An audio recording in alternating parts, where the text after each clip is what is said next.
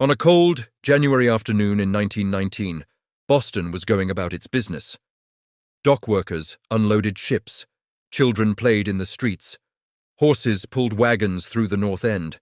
Then, without warning, the ground began to shake. A deep roar echoed through the city, followed by the sound of tearing metal. Moments later, a wall of molasses, taller than a two-story building, rushed through the streets at nearly 50 kilometers an hour. This wasn't an explosion from a bomb or a gas main. It was molasses, and by the end of the day, 21 people would be dead, more than 150 injured, and Boston would be permanently changed. To understand how this happened, we need to rewind. In the early 1900s, molasses wasn't just food. It was industrial fuel. Molasses was used to produce ethanol, which powered factories, made munitions, and supported the war effort during World War I. In 1915, the United States Industrial Alcohol Company built a massive molasses storage tank on Commercial Street in Boston's North End. The tank was enormous, 15 meters tall, 27 meters wide, and held over 8.7 million liters of molasses. The problem was how it was built. The tank was rushed into service. It was never properly tested. It leaked constantly, so much so that locals collected dripping molasses in buckets. Instead of fixing the structure, the company simply painted the tank brown to hide the leaks. Warnings were ignored. January 15, 1919, was unusually warm for winter in Boston. The temperature jumped above freezing after weeks of cold weather. Inside the tank, fermentation was occurring.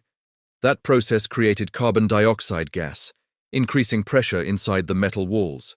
At approximately 12:40 p.m., the tank failed. Eyewitnesses described a sound like a machine gun or thunder. The steel plates ripped apart. A wave of molasses burst out with incredible force. The flood was up to 8 meters high. It crushed buildings, snapped telephone poles, and swept people and horses off their feet. A nearby elevated railway was damaged so badly that a train nearly derailed. Firefighters, police, sailors, and civilians rushed in to help, but the molasses made everything worse. Cold temperatures thickened it rapidly. Rescuers became stuck. Victims suffocated or drowned, unable to free themselves. The cleanup took weeks. Salt water from the harbor was pumped into the streets to wash the molasses away.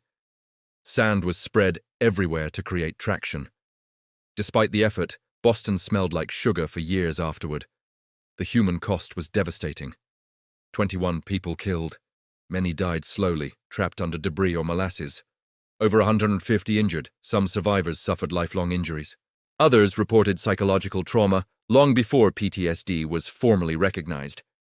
What followed was one of the most important legal cases in American history. More than 100 lawsuits were filed against the United States Industrial Alcohol Company.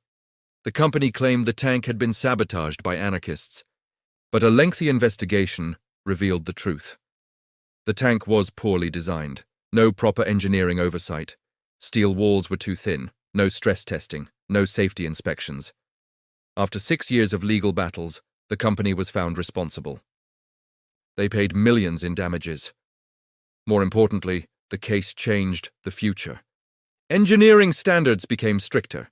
Companies could now be held legally responsible for negligence.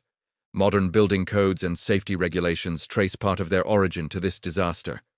The Great Molasses Flood sounds absurd at first, but it wasn't a joke. It was a preventable disaster caused by corporate shortcuts and ignored warnings. It reminds us that disasters don't always come from war or nature. Sometimes they come from poor decisions, rushed construction, and unchecked power. And sometimes history's strangest stories are also its most important lessons.